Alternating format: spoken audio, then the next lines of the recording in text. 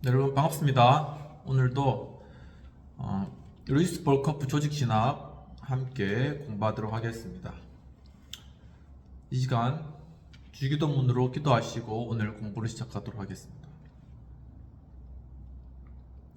하늘에 계신 우리 아버지여, 이름이 거룩히 여김을 받으시오며 나라의 마옵시며 뜻이 하늘에서 이룬 것 같이 땅에서도 이루어지이다. 오늘날 우리에게 일용할 양식을 주옵시고 우리가 우리에게 죄 지은 자를 사하여 준 것 같이 우리 죄를 사하여 주옵시고 우리를 시험에 들지 말게 하옵시고 다만 에게서 구하옵소서. 대개 나라와 권세 영광이 아버지께 영원히 있사옵나이다. 아멘. 오늘은 구원론에 있어서 신비적 연합이라는 그러한 내용들을 살펴보도록 하겠습니다. 지난 시간에 말씀드렸듯이 칼빈은 죄인이 그리스도와 연합하지 않는다면 그리스도의 구속사역의 구원의 혜택들에 참여할 수 없다는 사상을 반복적으로 서술하였다라는 것이죠. 즉 아담이 옛 인간의 대표자라면 그리스도는 새 인간의 대표자라는 것입니다. 그렇다면 첫 번째로는 신비적 연합의 본질에 관한 내용부터 살펴보도록 하겠습니다. 루터 교인들은 신비적 연합의 교리를 인간론적인 것으로 취급하며 따라서 신비적 연합이 신앙에 의해 확립되는 것으로 이해했다는 것이죠. 그러니까 이게 어떤 스스로의 어떤 인간이 해야 될 그런 의무사항 이러한 것들에 따라서 인간이 어떤 것들을 잘 하면 그에 따라서 이게 그리스도에 연합하는 그런 효과가 있다라는 그런 방향으로 그렇게 이해를 했다라는 것입니다. 따라서 이들은 구원론 후반부에서 이를 언급한다라는 것입니다. 하지만 이런 방식으로 개혁파 신학의 신비적 연합 개념을 공정하게 다룰 수는 없다라고 벌커프 교수님은 보셨다라는 것이죠. 왜냐하면 이는 신비적 연합의 영원한 기초와 그리스도 안에서의 객관적인 실현은 전혀 무시한 채 우리 삶에서의 주관적인 실현만을 취급하며 그렇게 함으로써 신비적 연합에 있어서 우리의 개인적이며 자각적인 참여만을 다루고 있기 때문이다라는 것이죠. 그러니까 이게 신비적 연합이 하나의 객관적인 사실인데 이것이 인간의 주관적인 어떤 측면만을 강조한 결과가 되어버리기 때문에 이런 루터파의 이해에는 약간 한계가 있다라고 그렇게 보고 있는 것입니다. 반면에 이제 개혁파 신학은 그리스도와 신자의 연합을 신론적으로 다루고 있다라는 것이죠. 그러니까 이것은 하나의 신적인 행위이다. 예수 그리스도와 또한 이 신자가 서로 연합하고 서로 하나로 연합한 그런 상황 가운데서 우리가 구원에 이르고 또한 주님과 동행하는 그런 것들은 하나의 신적인 행위이다 라는 그러한 측면을 이야기하고 있다는 것입니다. 따라서 이 중요한 주제를 좀 더 공정하게 취급해야 된다라는 것이죠. 개혁파 신학은 신비적 연합이라는 용어를 그리스도와 신자의 주관적 연합뿐만 아니라 그 연합의 배후에 있으며 이의 기초가 되는 연합, 신자들과 그리스도의 연합은 이 연합의 궁극적 표현에 불과하다.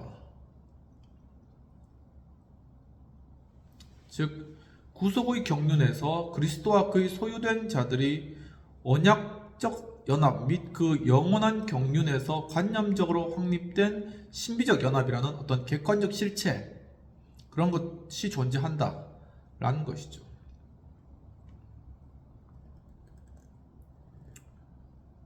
그리고 그리스도의 성육신과 구속사역에서 객관적으로 성취되는 연합에 대한 어떤 통칭으로 사용한다라는 것입니다.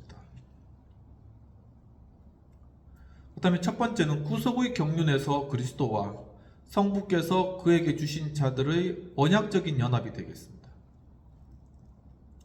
평화의 의논에서 Council of Peace, 평화의 의논에서 그리스도는 새로운 인류를 구성하며 그들의 죄에 대한 속전을 지불하고 율법에 완전히 순종하며 그들로 하여금 영생을 확보하게 하심으로써 하나님 앞에서 의를 확립하고자 자발적으로 선택받은 자의 머리와 보증이 되셨다라는 것입니다. 이 영원한 언약에서 그의 백성의 죄는 그리스도에게 전가되었고 그의 의는 그의 백성에게 전가된 것이죠. 바로 이런 언약이 존재했고 예수 그리스도가 이제 이 모든 그리스도를 믿는 자들의 머리가 되심고 그분의 어떤 대속으로 말미암아 그 효과는 그 머리에 연합된 모든 성도들에게 주어지는 그러한 방식으로 이루어졌기 때문에 여기서 바로 언약적인 연합이 이루어진다라는 것을 이야기하는 것입니다. 구속의 경륜에서 이렇게 그리스도의 의가 그의 백성에게 전가되는 것을 때때로 영원전의 칭이라고 서술하기도 한다라는 것입니다. 바로 이것이 우리의 이신칭의의 영원한 기초이며 우리가 모든 영적인 복들과 영생의 은사를 받는 근거라는 것이죠.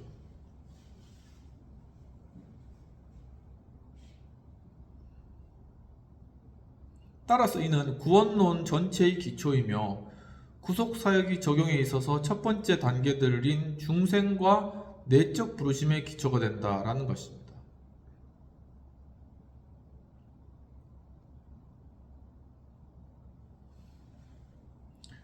그리고 두 번째는 구속의 경륜에서 관념적으로 확립된 생명의 연합이라는 것이죠. 첫 번째는 그리스도와 그에게 주신 사람들의 언약적인 연합이라면은 두 번째는 구속의 경륜에서 관념적으로 확립된 생명의 연합. 그러니까 구속을 통하여서 이제는 사실적으로 그리스도와 그의 성도들이 연합된 그러한 객관적 실체, 바로 그 부분을 다루고 있는 것입니다. 첫 번째 아담의 경우에 있어서 아담과 그의 후손 간에는 언약적 연합뿐만 아니라 자연적이고 생물학적 연합이 존재했다는 것이죠. 아담과 그의 모든 후손 간에는 공동생활의 유대가 있었다는 것입니다. 그리고 이러한 유대로 인해 만약 행위 언약들의 복들이 실현되었다면 이 복들은 유기적 방식으로 인류 전체에게 이전될 수 있었을 것이다 라는 것이죠. 이 말은 아담이 선악과를 따먹지 않고 하나님께서 정하신 모든 행위 언약들을 성취하였다면 그 복이 그 후손에게도 다 미치게 되었다라는 것을 이야기하는 것입니다. 이와 다소 유사한 상황이 구원의 언약의 대표자 머리로서 마지막 아담의 경우에도 똑같이 통용되는 것이죠. 즉 예수 그리스도 마지막 아담, 그에게도 똑같은 원리가 적용된다는 것입니다. 첫 번째 아담처럼 마지막 아담은 서로 아무 관련 없는 개인들의 연합이 아니라 그로부터 생명을 받고 영적인 유대로 연합되어 있다는 것이죠. 그러니까 그리스도가 부활의 생명을 얻었기 때문에 이 영적인 유대 가운데 그와 연결된 사람들이 또한 이 부활의 생명을 함께 받게 된다는 것입니다. 따라서 영적인 유기체를 구성하고 있는 남녀 모든 사람들의 몸을 대표했다는 것입니다. 교회인 이 몸은 관념적으로 이미 구원의 언약에서 그리스도와 연합되어 형성되었다는 것입니다.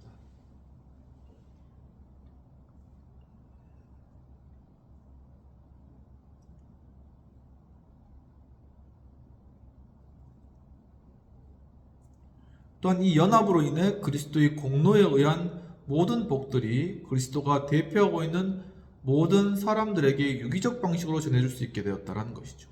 구원의 언약에 따라서 그리스도를 믿는 자는 그리스도에 연합하게 되고 또한 그 연합으로 인해서 예수 그리스도의 공로는 그 연합된 그 지체, 한 지체로 연합된 그 모든 사람에게 유기적 방식으로 전해진다라는 것입니다. 그들은 그리스도의 생명을 공유하고 있는 영화로운 몸, 새 인간으로 간주되었다라는 것이죠. 이 연합이 역사적으로 실현되었을 때 그리스도는 볼지어다 나와 및 하나님께서 내게 주신 자녀라고 말씀하실 수 있다라는 것입니다.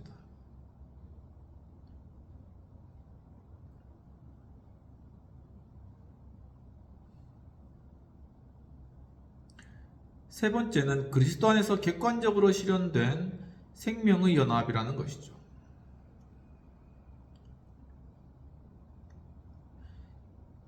구원의 언약에서 확립된 법적 혹은 대표적 연합으로 인해 그리스도는 그의 백성의 대리자로 성육신하여 그의 백성을 위한 모든 복을 베풀 수 있는 공로를 세우셨다. 즉 십자가의 죽으심으로 이런 공로를 세우셨는데 그의 자녀들도 혈육에 참여한 자들이었으므로 그도 또한 같은 모양으로 혈과 육을 함께 지니심은 죽음을 통하여 죽음의 세력을 잡은 자 곧 마귀를 멸하시며 또 죽기를 무서워함으로 한평생 매여 종노릇하는 모든 자들을 놓아주려 하심이니. 즉 이제 그리스도께서 육신의 몸으로 이제 오셨기 때문에 그렇기 때문에 이제 우리는 육신을 가진 우리는 예수 그리스도와 이제 혈과 육으로 동일하게 지닌 그러한 존재로서 객관적으로 그리스도와 연합된 어떤 그러한 존재가 되었다는 것을 이야기하는 것입니다. 그리스도는 이미 그의 백성들과 보증인과 중보자, 머리와 대리자로 관계를 맺으셨기 때문에 그들을 위한 구원의 공로를 세울 수가 있었다는 것이죠. 모든 교회는 머리이신 그리스도 안에 포함되었다는 것입니다. 객관적 의미에서 교회는 그리스도와 함께 십자가에 못 박혔고 그리스도와 함께 죽었으며 그리스도와 함께 죽은 자 가운데서 부활하였고 그리스도와 함께 천상에 앉게 되었다라는 것입니다. 구원 은혜의 모든 복들은 그리스도 안에서 교회를 위하여 예비되었고 인간은 여기에 어떠한 것도 첨가할 수 없다라는 것이죠.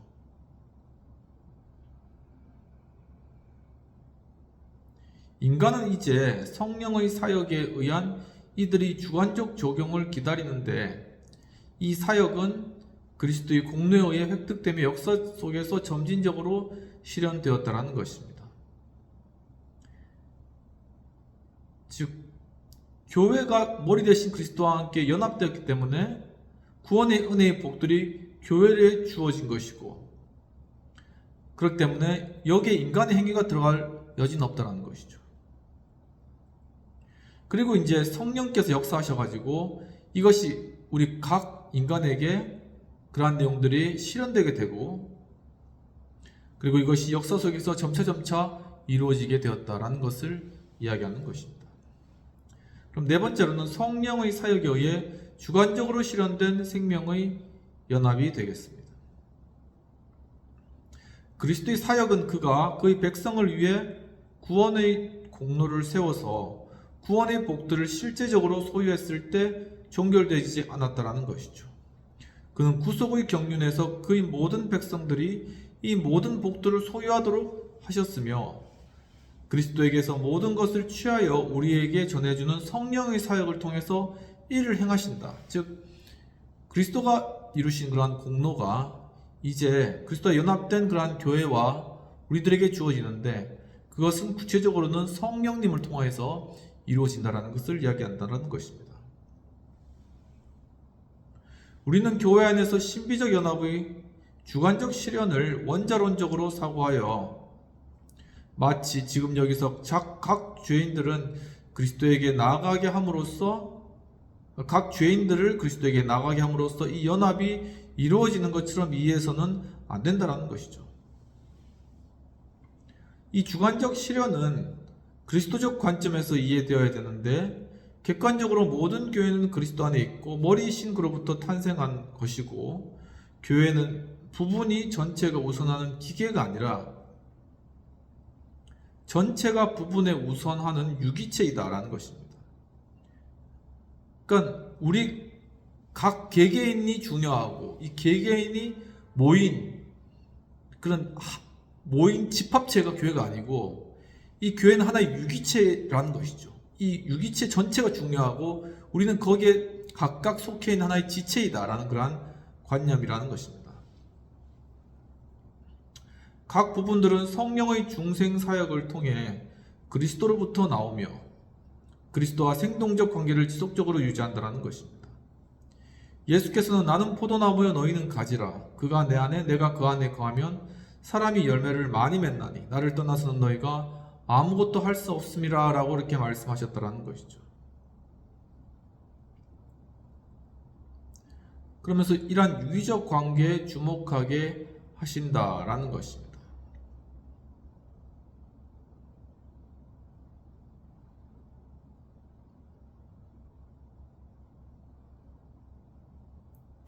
이 말씀에 따르면은 신비적 연합을 인간의 그리스도에 대한 신앙적인 수용의 열매라고 언급함으로써 신앙이 그리스도의 충만으로부터 우리에게 주어지는 언약의 복들 중 하나라는 것을 부인하고, 인간이 예수 그리스도와 생동적인 관계에 돌입하기 위해 부분적 혹은 전체적으로 자신의 힘으로 이루어야 하는 조건이라고 말하는 것은 부당하다라는 것이 명약관하다라는 것이죠.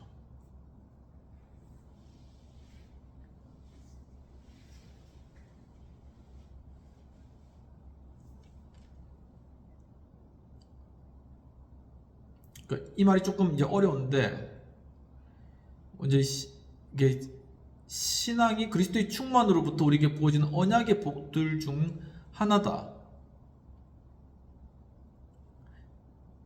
그런 것을 부인하고, 인간이 예수 그리스도와 생동적인 관계에 돌입하기 위해 부분적으로 전체적으로 자신의 힘으로 이루어하는 조건이다. 그러니까 인간이 이러한 하나님과의 생동적인 관계를 스스로 노력해서 이루어야지 이러한 복들이 주어진다라고 그렇게 주장하는 것은 부당하다라는 것이죠. 신앙은 우선 하나님의 은사이며 그리스도 안에 숨겨져 있는 보물의 일부분이다라는 것입니다. 그러니까 결국 하나님의 은사로 우리에게 주어지는 그러한 부분이라는 것이죠. 주체가 하나님이라는 것입니다. 신앙은 우리가 그리스도 안에서 우리에게 주어진 것을 소유하게 하고, 모든 영적인 풍요함의 근원인 그리스도와 복된 연합을 점점 더 자각적으로 향유할 수 있도록 한다라는 것이죠.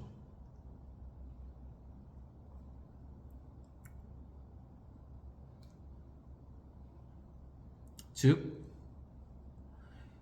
우리는 그리스도와 연합한 그러한 상태 가운데 그리스도로부터 주어진 영적인 풍요함을 누려가는 그러한 삶을 점점 더 우리가 그것을 자각하고 향유하게 되는, 그것 가운데 더욱더 풍성하게 거하게 되는 바로 그러한 일들이 바로 신앙이다라는 것입니다. 그러면서 신비적 연합은 그리스도가 그들의 생명과 힘, 복과 구원의 근원이 되게 하는 그리스도와 그 백성 간의 친밀하고 생동적이며 영적인 연합으로 결국 정의될 수 있다라고 이렇게 신비적 연합에 대한 정의를 내리고 있는 것이죠. 이것이 매우 친밀한 연합이라는 것은 성경에 사용된 비유들 가운데 풍성하게 나타나는데, 이는 포도나무와 가지로 나타나기도 하고, 건물의 기초와 건물로도 나타나기도 하고, 남편과 아내로 나타나기도 하고, 머리와 몸의 지체들의 연합으로 나타나기도 한다는 것입니다. 심지어 이러한 비유들조차도 그 실제를 충분히 표현하지는 못하는데, 이것은 모든 이해를 초월하는, 우리의 인간적인 이해를 초월하는 그러한 연합이다라는 것입니다. A.A. 하치는 이 연합에 대한 신학적 전문 용어는 신비적이다라는 것이죠. 신비적 연합이, 그래서 신비적 연합이라고 이야기하는 것입니다. 왜냐하면 이는 그 관계의 긴밀성이나 변화시키는 능력에 있어서나 그 지대한 결과에 있어서 모든 지상적 관계의 유추를 초월하기 때문이라고 이야기한다라는 것입니다.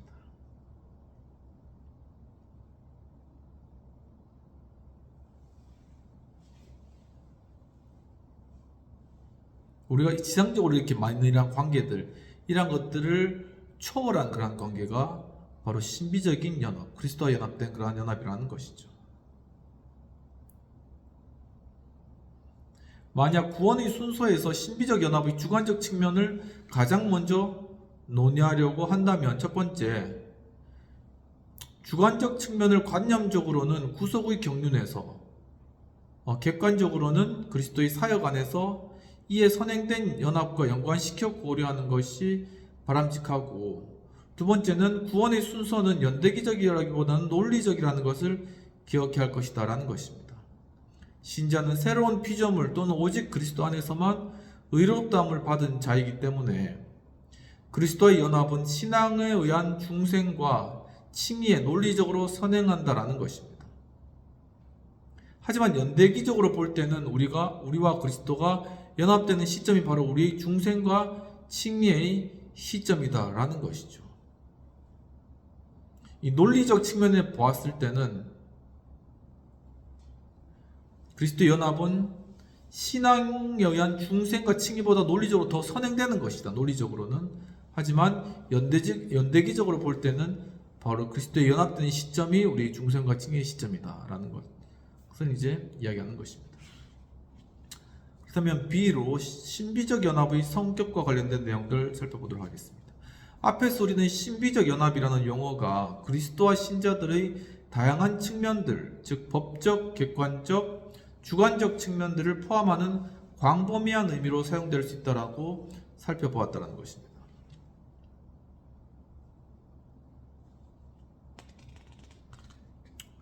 하지만 좀 더 일반적인 의미에서 신비적 연합은 그 연합의 정수, 즉 성령의 사역에 의한 주관적 실현만을 의미한다라는 것이죠.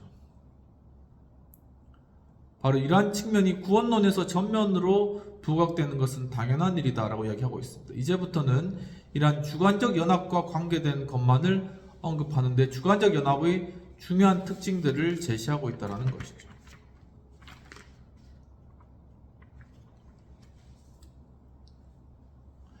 그 특징은 첫 번째는 유기적 연합이라는 것입니다.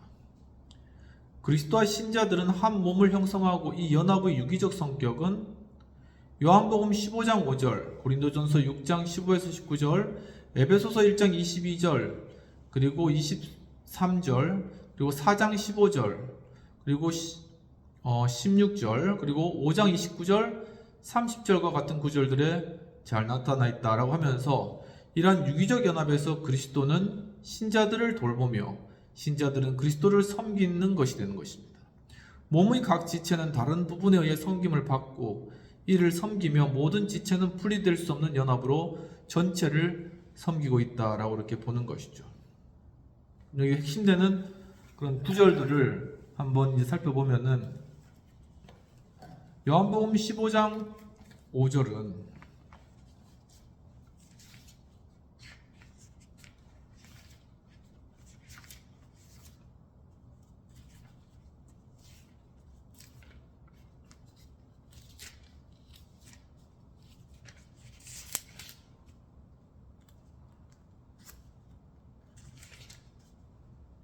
나는 포도나무요 너희는 가지라. 그가 내 안에 내가 그 안에 거하면 사람이 열매를 많이 맺나니 나를 떠나서는 너희가 아무것도 할 수 없음이라 라는 그런 내용들. 또한 고린도전서 6장 15에서 19절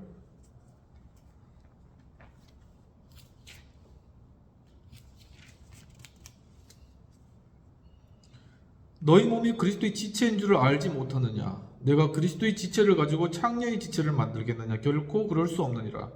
창녀와 합하는 자는 그와 한 몸인 줄을 알지 못하느냐? 일렀을 때 둘이 한 육체가 된다 하셨나니 주와 합하는 자는 한 영이니라. 음행을 피하라. 사람이 범하는 죄마다 몸 밖에 있거니와 음행하는 자는 자기 몸의 죄를 범하느니라. 너희 몸은 너희가 하나님께로부터 받은 바 너희 가운데 계신 성령의 전인 줄을 알지 못하느냐? 너희는 너희 자신의 것이 아니라 라는 그러한 부분들까지, 그리고 에베소서 1장 22절 23절 에베소서까지만 한번 살펴보도록 하겠습니다.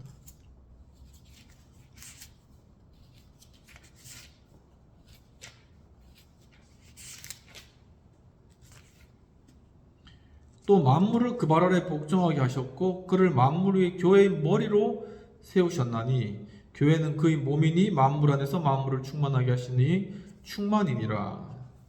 4장 15절은 오직 사랑 안에 참된 것을 하여 범사에 그에게까지 자랄지라. 그는 머리니 곧 그리스도라.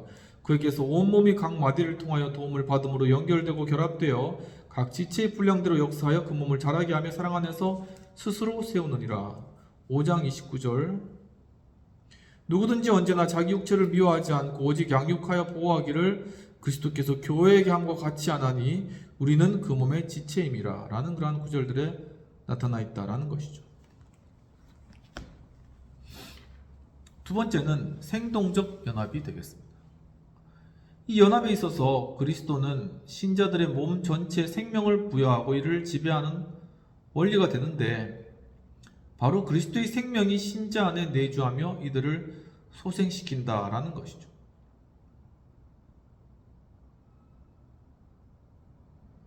즉 바울의 표현을 빌린다면 그들 안에 그리스도의 형상이 이루어진다라는 것입니다.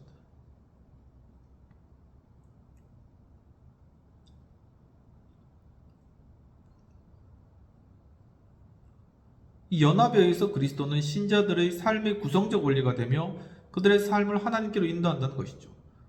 그러니까 그리스도의 그 영, 그리스도에 연합된 그런 연합을 통하여서 그리스도의 영이 우리 가운데 오심으로 말미암아 그 영은 곧 부활의 영이요 살리는 영이잖아요. 그 영이 우리 가운데 오시면서 우리를 생동적으로 변화시킨다라는 그런 의미가 되겠습니다. 세 번째는 성령에 의해 중재되는 연합입니다. 성령은 특별한 자격으로 주어졌으며 중보자의 보상의 일부로 예수 그리스도의 영적인 몸을 형성하기 위해 오순절날 부어졌다는 것입니다. 성령을 통해 그리스도는 이제 신자들 안에 내주하시며 이들을 자신과 연합시키시고 이들을 거룩한 연합으로 결합시키신다라는 것이죠. 네 번째는 상호작용을 내포하는 연합입니다. 가장 최초의 행동은 신자들을 중생시키며 신앙을 일으킴으로써 자신과 연합시키는 그리스도의 행동이다라는 것이죠. 반면 신자도 역시 신앙의 자각적 행위를 통해 자신을 그리스도와 연합시키며 성령의 영향 하에서 지속적인 신앙으로 이 연합을 계속 유지한다라는 것입니다. 그러니까 계속적으로 이렇게 그리스도가 먼저 우리를 위해서 연합되고 또한 우리도 이제는 그리스도에 대해서 적극적으로 연합되는 그러한 일이다라는 것입니다. 다섯 번째는 개인적 연합입니다. 모든 신자는 개인적으로 직접 그리스도와 연합되어 있고 교회 안에 있는 생명이 그리스도를 통해 신자 각자에게 부어준다는 주장은 비성경적이라는 것이죠. 그러니까 교회를 통해서 이 그리스도의 어떤 생명이 각자에게 신자에게 주어지는 것이 아니라 각 신자는 바로 직접적으로 예수 그리스도와 함께 연합되어 있다는 것입니다. 왜냐하면 이는 성례주의적이며 범신론적인 요소를 지니고 있기 때문이다라는 것인데 로마 카톨릭이나 슐라이언마허 다수의 현대 신학자들은 그렇게 주장하는 그런 경우가 많다라는 것이죠. 중생한 신자는 직접적으로 그리스도와 연합되어 있으며 자신의 생명은 그리스도로부터 직접 받은 것이다 라는 것입니다. 성경은 항상 그리스도의 결속을 강조한다라는 것이죠. 여섯 번째는 변혁적인 연합이다 라는 것입니다. 이 연합에 의해서 신자들은 그리스도의 인성을 따라 그리스도의 형상대로 변화된다라는 것입니다. 그러니까 그리스도의 연합을 통해서 우리는 그리스도의 모습으로 변해져가는 이러한 그러한 일들이 일어난다는 것입니다. 그리스도는 그의 백성 안에서 어떤 의미에서는 그와 더불어 일어났던 것을 모방, 레플리카 혹은 재현, 리프로덕션 시킨다는 것입니다. 객관적으로 그리고 주관적인 의미에서 이들은 그리스도와 함께 고난을 당하고 십자가를 지며 십자가 처형을 당하고 새로운 생명으로 부활하게 된다라는 것이고 이들은 그들의 주님의 경험에 어느 정도 참여하게 된다라는 것이죠. 여기까지 오늘은 하고 다음 시간부터는 신비적 연합에 대한 어떤 오류와 관련된 그런 내용들을 살펴보도록 하겠습니다. 함께 기도하고 마치도록 하겠습니다. 하나님 아버지, 오늘 또한 주님 그리스도의 신비적 연합에 관한 그러한 내용들을 통하여서 법적인 연합, 또한 객관적인 연합과 주관적인 연합에 관한 그러한 부분들과 또한 그 연합의 성격에 관한 다양한 측면들을 살펴볼 수 있도록 그러시는 감사합니다. 우리가 머리 대신 예수 그리스도와 직접적으로 연합되어 있고 또 우리가 하나의 공동체로 연합되어 있고 또 성령께서 연합을 이끄시고 또 우리가 상호작용적으로 또한 연합되어 있고 우리가 또한 유기체적이며 또한 그리스도의 형상으로 닮아가는 이러한 것들까지 주여 정말 이러한 신비적 연합을 통해 주님께서 이루시는 그런 놀라운 일들을 저희가 배웠습니다. 이러한 연합들이 우리의 삶 가운데 진정 나타나며 그것을 통해서 우리의 삶이 그리스도의 모습으로 변화해 나가고 주님과의 생동력 있는 그러한 교제 가운데 참 기쁨과 은혜가 충만하며 부활의 생명으로 말미암아 우리 영이 살아나는 그러한 귀한 신비적 연합을 경험해 나갈 수 있도록 도와주시옵소서. 오늘도 귀한 시간 주신 은혜를 감사하고 모든 말씀 우리 주 예수님 이름으로 기도합나이다. 아멘. 오늘도 이렇게 조직신학 또한 오늘 신비적 연합에 관한 내용도 함께 공부하였습니다. 이와 같이 또 이제 한 주간 또 주님과 동행해 나갈 때 주님과 연합함으로 그리스도를 닮아가고 또 주님과 생동력이 있는 그러한 연합의 관계 가운데 기쁨을 충만한 그런 시간 보내시고, 또 이제 12월인데 한 해 동안 잘 마무리하시고 감사할 그러한 제목들을 또한 잘 생각해 보시고, 또 이 주님을 예수 그리스도의 이 땅에 다시 오심을 기다리는 대림절 기간 주님 안에 충만하고 은혜 넘치는 그러한 시간들 보내시기를 축원합니다. 감사합니다.